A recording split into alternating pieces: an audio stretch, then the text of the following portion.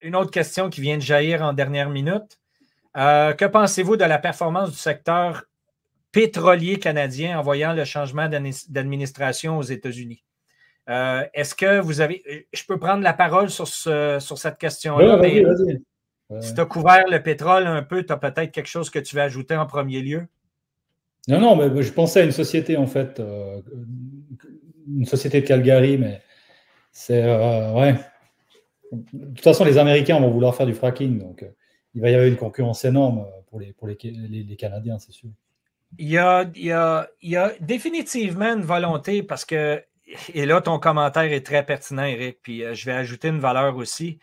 Euh, Question, encore une fois, les gens ne comprennent peut-être pas nécessairement ce qui s'est passé au niveau politique aussi au fil des dernières années. Et comprenez bien qu'au Canada, nous sommes un énorme producteur pétrolier, n'est-ce pas? Nous avons eu l'occasion de faire affaire avec les Américains déjà depuis plusieurs années. Lorsque, il y a deux facettes ici. Nous avions, à aller jusque dans les derniers jours, deux gouvernements ultra-socialistes démocrates, n'est-ce pas? Du côté américain avec Biden et du côté canadien avec les libéraux de Trudeau qui se font complètement défoncer dans les sondages en ce moment. Vous avez bien compris pourquoi, n'est-ce pas?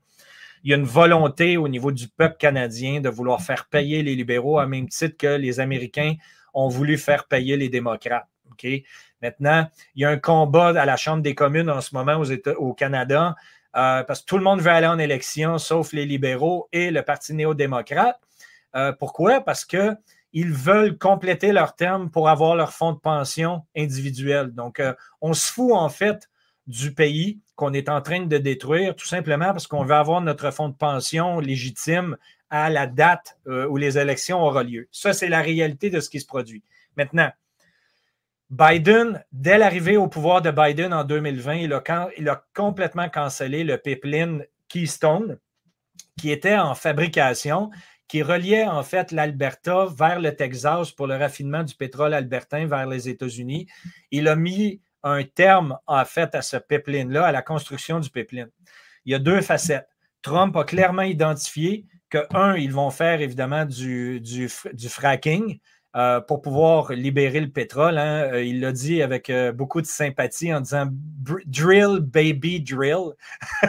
C'était le terme qu'il a utilisé pendant sa campagne politique, de vouloir faire du fraction pour le pétrole et aussi de réouvrir le pipeline Keystone qui permettrait au pétrole de l'Alberta de s'en aller directement du côté du Texas. Maintenant, ce qui est absolument stratosphérique au Canada en ce moment, pour bien répondre à la question de Benjamin, c'est que d'abord, toutes les matières premières, selon la Constitution canadienne, est sous le contrôle et juridiction des provinces. Donc, l'Alberta a le droit de vendre son pétrole à qui elle le désire.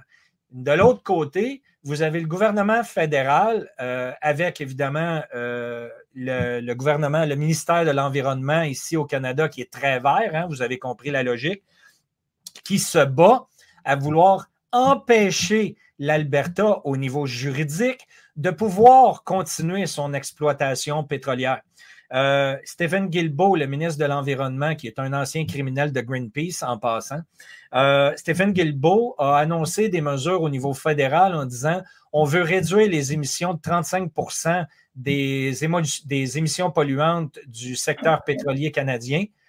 Et ce qui est complètement débile, vous comprenez qu'ils veulent mettre en place des réductions d'émissions de pollution provenant du secteur pétrolier canadien au niveau fédéral, quand en fait, le fédéral n'a aucun contrôle au niveau législatif sur les provinces qui contrôlent leur production industrielle.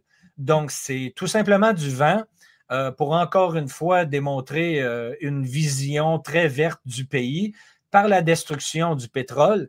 Mais en bout de la ligne, l'Alberta a le plein contrôle de pouvoir faire ce qu'ils veulent avec leurs énergies.